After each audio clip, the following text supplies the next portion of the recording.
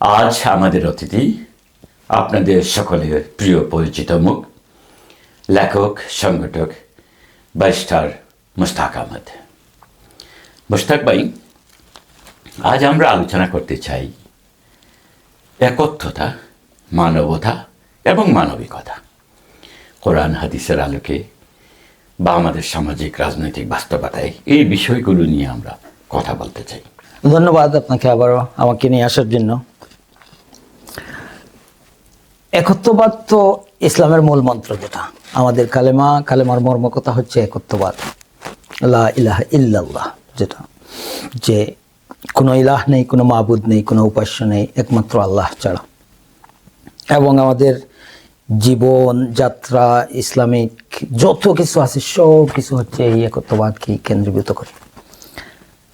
এখন আল্লাহ স্রষ্টা হিসাবে সেই একত্ববাদ থেকে আমরা যদি সরে আসি, তাহলে এই পর্যায়ে আল্লামা ইকবালের একটা কবিতার অংশ মনে পড়ে, যে বাংলা তর্জমা যেটা, সেটা হচ্ছে যে সকলের অন্তরে একত্বের অনুভূতি, সেই তো ধর্মগ্রন্থের চিহ্ন পত্রগুলোকে বেঁধে দেয় সে। এটা কিন্তু অনেক ডিপার মিনিং রাখে, যে সকলের অন্তরে একত্বের অনুভূতি। এই একত্ব, এটা স্রষ্টার একত্ববাদ এবং মানবিক যে একত্ববাদ। আমরা কোরআনে আল্লাহ পাক বলেছেন যে ইয়া আইয়ুহান নাসু তাকু রাব্বাকুমুল্লাযী খালাকাকুম মিন নাফসিন ওয়াহিদা ওয়া খালাকা মিনহা যাওজাহা ওয়া বাসসা মিনহুমা রিজালান কাসীরান ওয়া নিসা ওয়াত্তাকুল্লাহাল্লাযী তাসালুনা বিহি ওয়াল আরহাম। যাই হোক, মোট কথাটা হচ্ছে যে একই নফস থেকে আল্লাহ সুবহানাহু ওয়া তাআলা, একই সত্তা থেকে আমাদেরকে সৃষ্টি করে বিভিন্ন দল এবং বিভিন্ন জাতি গোত্রে, আমাদের রং বর্ণে আমাদেরকে আলাদা করে রেখেছেন, যাতে করে আমরা একে অপরকে চিনতে পারি। আমরা আমাদের এই ডাইভার্সিটি, এই যে বৈচিত্র্য, এটা কিন্তু ফিতনা ফাসাদের জন্য। এটা আমাদেরকে আল্লাহ সুবহানাহু ওয়া তাআলার যে ইচ্ছা, সেই ইচ্ছার প্রতিফলন আমরা যাতে এখানে দেখতে পাই। বহুমাত্রিকতা, নান্দনিকতা, আল্লাহ সৃষ্টির যে সৌন্দর্য। তো এই যে আপনি এক কালিমার মূল দাওয়াত বা মূল বাণী যেটা, সেটা বলতে চাইলেন একত্ববাদ কি, মূলত সেটা মানুষের একত্ববাদের, অর্থাৎ মানুষের যে ঐক্যের বন্ধন যেটা আছে, সেটাকেও আপনি ইঙ্গিত করলেন। কিন্তু আমরা কোথায় আছি?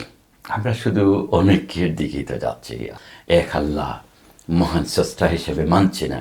ছোটোখাটো রাজনৈতিক প্রধান কিংবা রাষ্ট্রপ্রধান কিংবা অন্য কোনো রকম কোনো শক্তি, পরাশক্তি, মহাশক্তি, এদের করতলগত, এদের কাছে মাথা নত করছি।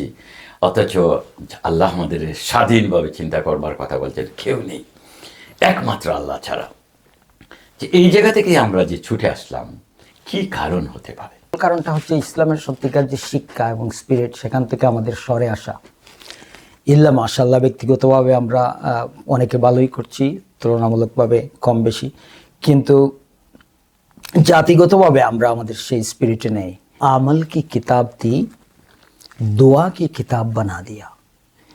যে এমন একটা কিতাব ছিল মুসলমানদের কিতাবের, কোরআন শরীফের কথা, আল কোরআনুল করিমের কথা বলতে গিয়ে, যেটার উপরে আমল করার অ্যাকশনের কিতাব ছিল, এটাকে দোয়ার কিতাব হিসাবে আমরা বানিয়ে ফেলেছি। সমঝনে কি কিতাব থি, পড়নে কি কিতাব বানা দিয়া। অবশ্যই এটা পড়ার কিতাব, পড়বেন, কিন্তু উনি যখন বলতেছেন যে কবিতার ছন্দে সমঝনে কি কিতাব থি, পড়নে কি কিতাব বানা দিয়া, যেটা বোঝার, আন্ডারস্ট্যান্ডিংয়ের, পন্ডারিংয়ের, তাফাক্কুর, তাদাব্বুরের যেখানে প্রয়োজন ছিল, সেটাকে শুধুমাত্র পড়ার মধ্যে আমরা সীমিত রেখেছি। সেই কথাটাই উনি বোঝাতে চাচ্ছেন। জিন্দাও কা দস্তুর তা, মুর্দাও কা মনশুর বানা দিয়া। যে it was a code of living for the living.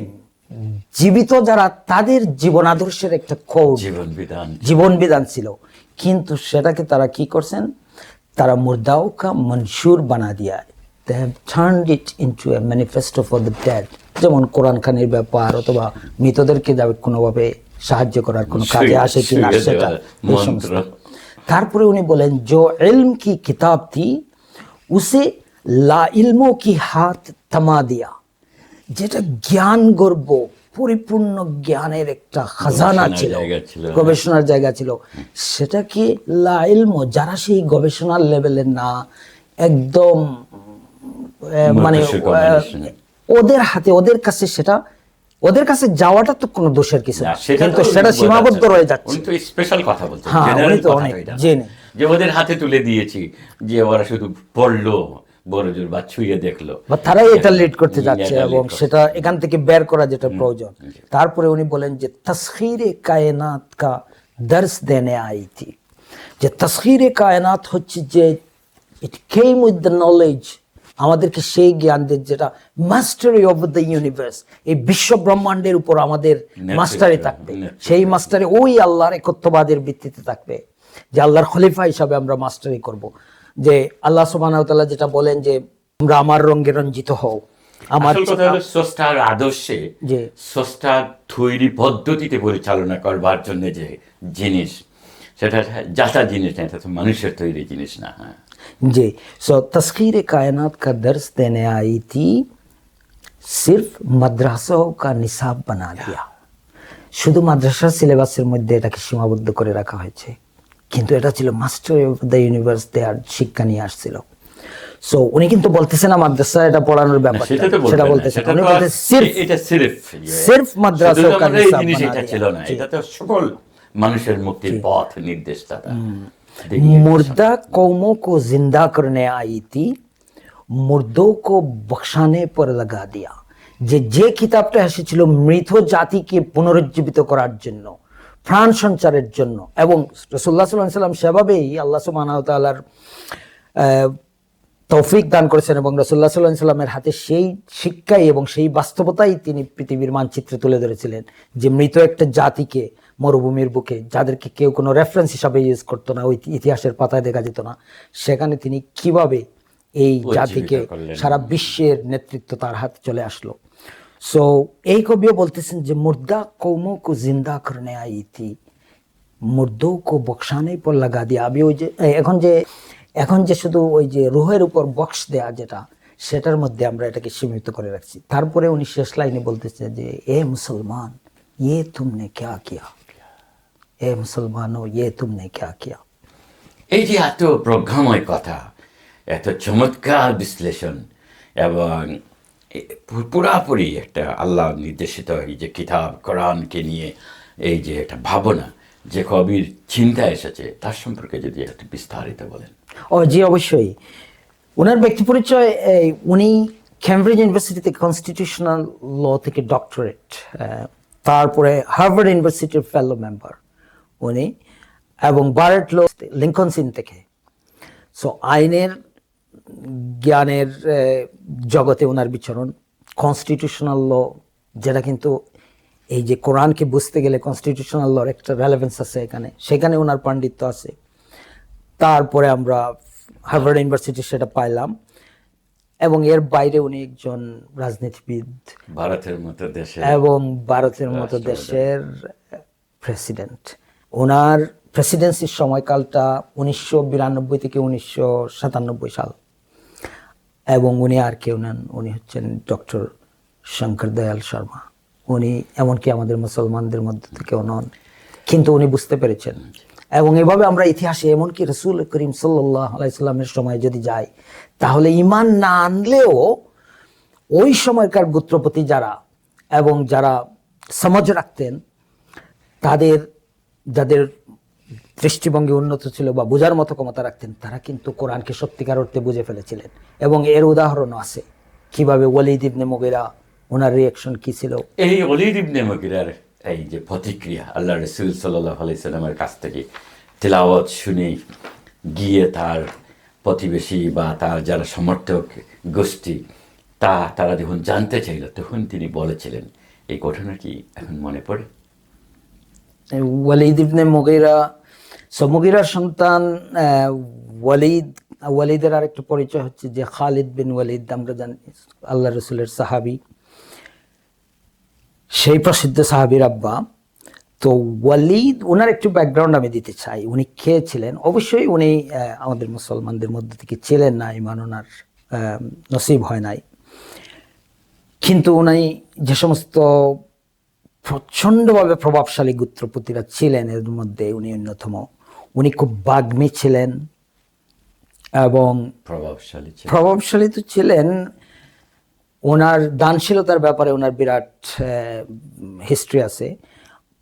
Pre Islamic টাইমে যখন হজ হইতো তাদের মতো করে, তখন উনি প্রতিদিন 10টা, বর্ণনা এসেছে প্রতিদিন 10টা উট স্যাক্রিফাইস করতেন লোকদেরকে খাওয়ানোর জন্য। এভাবে 40 দিন পর্যন্ত ওনার উটের বহর থেকে উট জবাই চলতো, সেভাবে সেরকম একটা। সো উনি আল্লাহ রসুল সাল্লাল্লাহু আলাইহি সাল্লামের কাছে একদিন আসলেন। আসার পরে আল্লাহ রসুল সাল্লাল্লাহু আলাইহি সাল্লাম সূরা নাহলের বেশ লম্বা অংশ তেলাওয়াত করলেন এবং উনি তেলাওয়াত শুনতেছিলেন, তারপরে উঠে চলে গেলেন। আমি একটি স্পেসিফিক পয়েন্টের, একটি স্পেসিফিক ইতিহাসের একটি স্পেসিফিক অংশের কথা বলতেছি। ওনার রিলেটেড আরও অনেক বর্ণনা আছে। যখন তিনি চলে গেলেন তখন মানে কুফাররা, অর্থাৎ ওনার সাথের লোকরা, তারা খুব আগ্রহ করে ওনাকে জিজ্ঞেস করলো কি শুনে আসলে, এবং ওনার তো কথার একটা ভ্যালু আছে, উনি কি শুনে আসলে এটা জানতে চায় তারা আর কি। তখন তিনি বলছিলেন যে 4টা বা 5টা লাইন বলছিলেন যেটা অমর হয়ে আছে। এবং এগুলো কিন্তু ওই যে আগে বলছিলাম যে অনেকে অমুসলিম হলেও যেভাবে এই যে ভারতের প্রেসিডেন্ট উনি যেভাবে সেটা বুঝতে পেরেছেন কিন্তু ইমান আনা নসিব হয় নাই, সেটা আল্লাহর সাথে একটা ব্যাপার, অন্য ব্যাপার। একইভাবে একটি মেসেজ উনি পেশ করেছিলেন ওয়ালিদ ইবনুল মুগীরা। উনি বলছিলেন ওয়াল্লাহি ইন্না ফিহিল হালাওয়া, তোমরা কি জানো আল্লাহর কসম আমি এমন এক বাণী শুনে এসেছি যেটা এক অপূর্ব মাধুর্যময়। ওয়া ইন্না আলাইহি লাতালাওয়া, এবং তার যে অতুলনীয় গভীরতা, উচ্চারণ, শব্দচয়ন, উপমা শৈলী, শাব্দিক মান, এই সমস্ত যেন সোনার মোড়কে আবৃত, এরকম কিছু একটা শুনে এসেছি। ওয়া ইন্না আসলাহাল মুরক, এবং জেনে রাখো যে বাণী আমি শুনে এসেছি তার শিকড় সহজে উপড়ে ফেলার মতো নয়, এর শিকড় অনেক গভীরে প্রথিত। ওয়া আলাহুল্লা মুসমির, এবং এটাও জেনে রাখো খুব শিগগিরই এই শিকড় থেকে কাণ্ড, শাখা প্রশাখা গজাবে এবং ফলমূল ছড়িয়ে পড়বে এবং সুস্বাদু ফলমূল সবাই আহরণ করবে। এটা তো আর ওই ফসলের ফল না, এটা রূপ করতে উনি বলতেছেন, যেটা যেটা বুঝতে পারতেছেন সভ্যতা গজিয়ে যাবে সেটা। তারপরের অংশটা হচ্ছে সুবহানাল্লাহ, উনি বলছিল যে ওয়ালাইসা বিকালামিল বাশার, আর নিঃসন্দেহে এটা কোনো মানুষের বাণী নয়, এটা ঐশী গ্রন্থ, এটা ঐশী বাণী। এই যে আমরা পণ্ডিত ব্যক্তিদের কথা আলোচনা করলাম,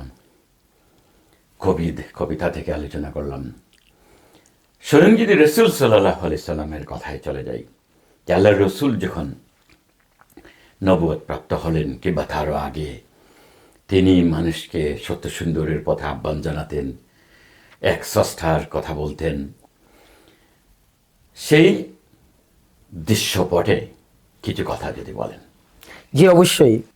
আল্লাহ রসুল আমরা পাই প্রথম দিকে যখন ইসলামের দাওয়াত পেশ করতেন যে সাফা এবং মারোয়া পাহাড় বা এই ধরনের কাবার আশেপাশে উঁচু জায়গা বেছে নিতেন, যেহেতু সাফা এবং মারোয়া বিশাল একটা মিন শাআইরিল্লাহ, আল্লাহ নিদর্শন সমূহের মধ্যে কোরআন কোট করছে। সো সেখান থেকেই বেশি হতো। এবং একটি কথা আমরা পাই আল্লাহ রসুল সাল্লাল্লাহু আলাইহি ওয়াসাল্লামের মূল কথাটাই ছিল ইয়া আইয়ুহান নাস কুলু লা ইলাহা ইল্লাল্লাহ তুফলিহু, ইয়া আইয়ুহান নাস, হে মানব জাতি, কুলু বলো লা ইলাহা ইল্লাল্লাহ, যে কোনো উপাস্য নাই, মাবুদ নাই, ইলাহ নাই, কারো কথা মানি না, সোজা সহজ বাংলায় ইল্লাল্লাহ, একমাত্র আল্লাহর কথা মানি। তারপরে মানে আর কোনো কারো ক্ষমতার প্রতি আমরা অবনত নই, মাথা নত করছি না, সোজা সোজা কথা। হ্যাঁ, তুফলিহু, যদি ফালাহ পেতে চাও, যদি মুক্তি পেতে চাও, যদি কল্যাণ পেতে চাও, যদি সাফল্য নিতে চাও, পেতে চাও। সো আমরা যদি দেখি এই বাণীটা কি ছিল, এটি একটি বৈপ্লবিক বাণী ছিল। স্ট্যাটাস কো অথবা কায়েমি স্বার্থবাদী গোষ্ঠী যেটাকে আমরা বলতে পারি, তারা তখন ঠিকই বুঝতে পেরেছিল যে এই বাণী যেটা মুহাম্মদ রাসূলুল্লাহ সাল্লাল্লাহু আলাইহি ওয়াসাল্লাম নিয়ে এসেছেন সেটা শুধুমাত্র একটি গতানুগতিক ধর্মের মধ্যে সীমিত থাকবে না, এটা মানুষের তথা আরববাসীর এবং বিশ্ব মানবতার জীবনের দৃষ্টিপট বদলে দেবে, দৃষ্টিকোণ বদলে দেবে, জীবন চরিত্র বদলে দেবে। মানুষের ব্যক্তি জীবন থেকে শুরু করে সামষ্টিক জীবন, পারিবারিক জীবন থেকে শুরু করে কমিউনিটি, সমাজ গড়িয়ে রাষ্ট্র পর্যন্ত সব কিছু সেই আল্লাহর আইনের মধ্যে চলে আসবে। এবং সেটাকেই তারা থ্রেট ফিল করছিল। তখন তাদের ইচ্ছে মতো তারা যে মানুষের জন্য মানুষ প্রভু হয়ে বসেছিল দীর্ঘকাল যাবৎ, সেই প্রভুত্ব থেকে তাদের বিতাড়িত করে দেয়া হবে সেটা তারা বুঝতে পেরেছিল। এই জন্যই তো তারা উঠে পড়ে লেগেছিল। এবং আমরা এই আলোচনা হয়তো সেখানে যাব না। বিভিন্নভাবে রাসূল করিম সাল্লাল্লাহু আলাইহি সাল্লামকে দমিয়ে দেওয়ার জন্য অপকৌশল, কৌশল, ষড়যন্ত্র প্রস্তাব, ছিল। কত কিছু ছিল, ফন্দি ফিকির। কিন্তু কোনো কিছুই তাকে থামাতে পারে না। তাওহিদ কি আমানত হে সিনো মে হামারি, আসান হি মিটানা নাম ও নিশা হামারা। আল্লামা ইকবাল বলছেন যে তাওহিদের আমানত হচ্ছে আমার সিনার মধ্যে, এবং আমার নাম নিশানা মিটে দেয়া এত সহজ না। আমরা যদি এটাকে আরেকটু বলি তাহলে আমি বলবো এই যে কুলুলা ইয়া ইউহান্নাস কুলুলা ইলাহা ইল্লাল্লাহ তুফলিহু, এটা ছিল একটি আহ্বান। এটি ছিল রাসূল সাল্লাল্লাহু আলাইহি সাল্লামের পক্ষ থেকে মুক্তির একটি স্লোগান, যা ছিল বৈশ্বিক, সার্বজনীন এবং সার্বকালীন। যে স্লোগানটি অচিরেই দেশ, কাল, জাতি, সীমানা ভেদ করে ছড়িয়ে পড়েছিল জগৎময়, এবং বিশ্বকে উপহার দিয়েছিল, বিশ্ব মানবতাকে উপহার দিয়েছিল একটি অপরাজেয় সভ্যতা, সংস্কৃতি এবং একটি সুশীল এবং শান্তিপূর্ণ সমাজ, এবং যার ভিত্তিমূল গড়ে উঠেছিল শাশ্বত কিছু মূল্যবোধের উপর, যেগুলো ছিল ন্যায়, সাম্য, ঐক্য, মৈত্রী, ভালোবাসা এবং ভ্রাতৃত্ব। কোরআনের বিভিন্ন জায়গায় ছড়িয়ে ছিটিয়ে আছে এই উইথ রেফারেন্স টু দিস। এই যে কথাবার মানবতা ও মানবিকতা, এই কথাগুলো আসলে আল্লাহ রাসূল সাল্লাল্লাহু আলাইহি ওয়াসাল্লাম খুব সহজ করে জানিয়ে দিলেন গোটা সভ্যতাকে, এবং তাতেই আলোকিত হয়ে উঠল এই আরব ভূমি, মরুভূমি থেকে আলোকিত ভূমি হয়ে উঠল। এই যে রাসূল সাল্লাল্লাহু আলাইহি ওয়াসাল্লামের দাওয়াত, এই দাওয়াতের ক্ষেত্রে আমরা এখন কোন জায়গায় আছি? আমাদের সমাজের এই অনগ্রসরতার পিছনের কথা যদি কিছু বলেন।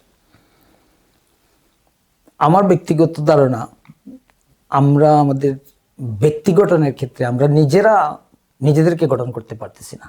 ইন এ নাটশেল যদি আমি if I want to nail it down, আপনি যেভাবে বলছেন, প্রথম আমি আমাকে আঘাত করব। আমি নিজের ব্যক্তি গঠনে আমি সেই জায়গায় পৌঁছতে পারি নাই।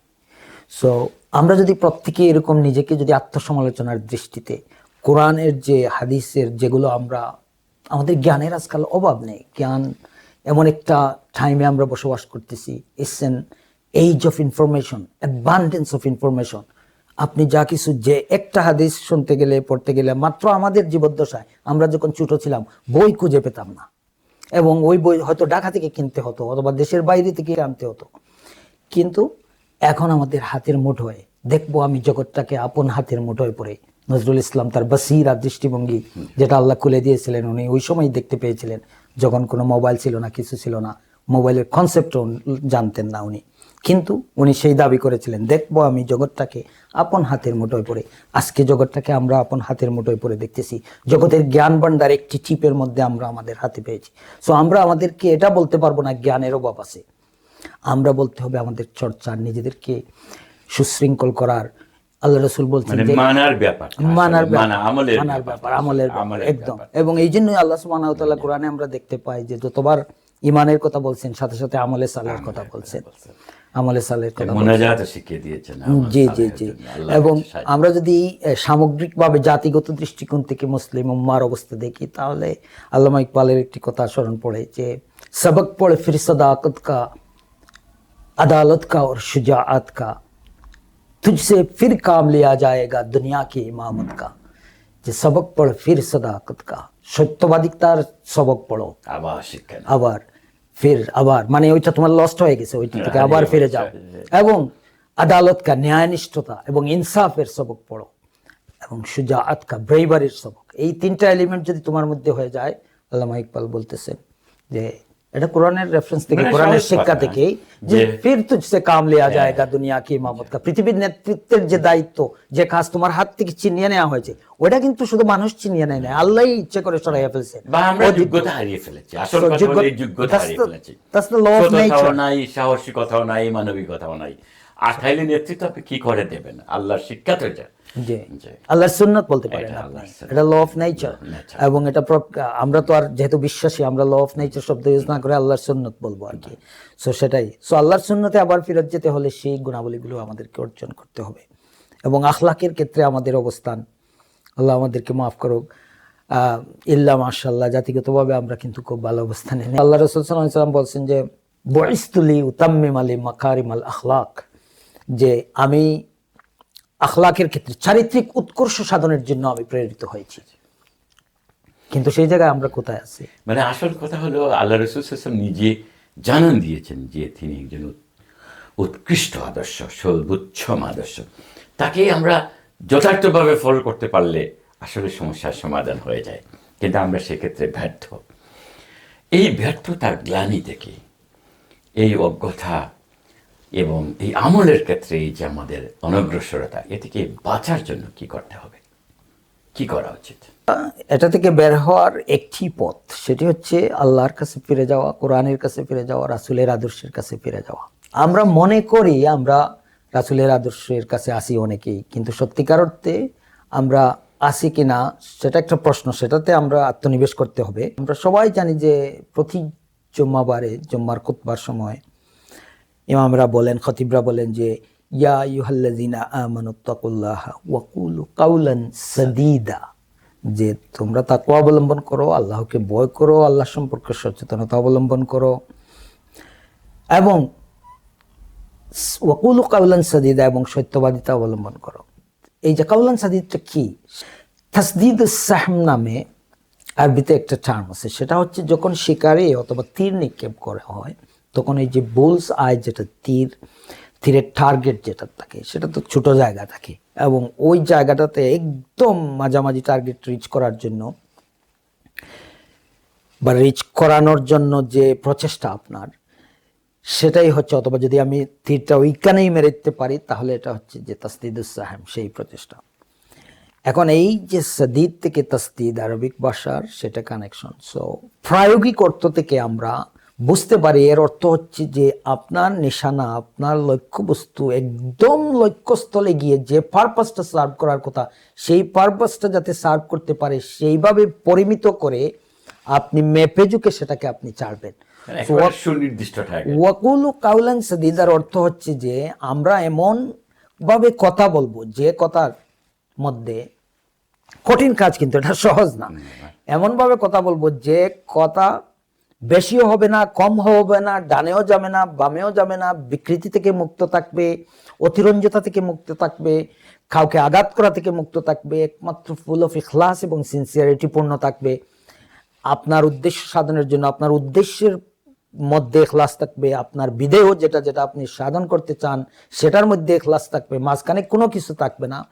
এবং এইভাবে যদি আমরা সেই লেভেলে পৌঁছাতে পারি আমাদের কথার মধ্যে, আমাদের কথাগুলো চয়ন করার ক্ষেত্রে, তখন আমরা সেই লেভেলে যখন পৌঁছে যেতে পারবো, তখন আল্লাহ ওই একই আয়াতে আমরা জানি যে বলে দিয়েছেন যে ইউসলিহ লাকুম আমালাকুম, তোমার আমলগুলোকে আমি সংশোধিত করে দেব। অর্থাৎ আমাদের আমলের মধ্যে তো এমনিতেই শর্টকামিংস থাকবে, কিন্তু আল্লাহ বলতেছেন don't worry about those shortcomings, leave it with me, I will fix it for you.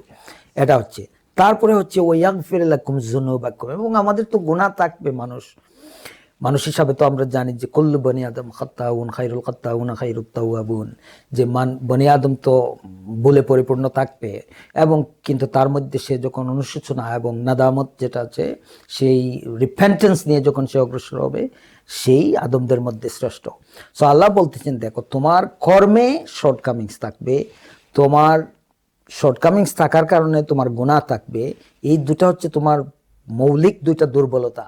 কিন্তু একটা কাজ যদি তুমি করতে পারো, ওয়াকুলু কাউলান সাদীদা, ওয়াত্তাকুল্লাহ, প্রথম হচ্ছে তাকওয়া অবলম্বন করো, ওয়াকুলু কাউলান সাদীদা, এবং কথাবার্তায় তুমি সেই মেপেজুকে কথাবার্তা বলো যেটা তাসদীদুস সাহমের উদাহরণের সাথে পড়ে, তাহলে আল্লাহ আমাদেরকে গ্যারান্টি দিচ্ছেন যে আমাদের শর্টকামিংসগুলো ধুয়ে মুছে পরিষ্কার করে সংশোধিত করে বিউটিফাই করে দিবেন এবং আমাদের গুনাহ খাতাগুলোকে আল্লাহ সুবহানাহু ওয়া তাআলা মাফ করে দেবেন।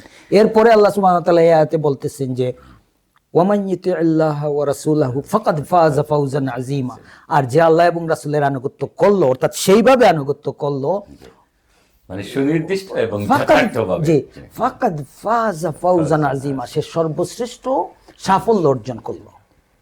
সো সেটাই হচ্ছে আমাদের পথ, মুক্তির পথ। আল্লাহ রাব্বুল আলামিন আমাদেরকে সেই তৌফিক দান করুন। আমিন আমিন। দাওয়ানা আলহামদুলিল্লাহি রাব্বিল আলামিন। শুকরান।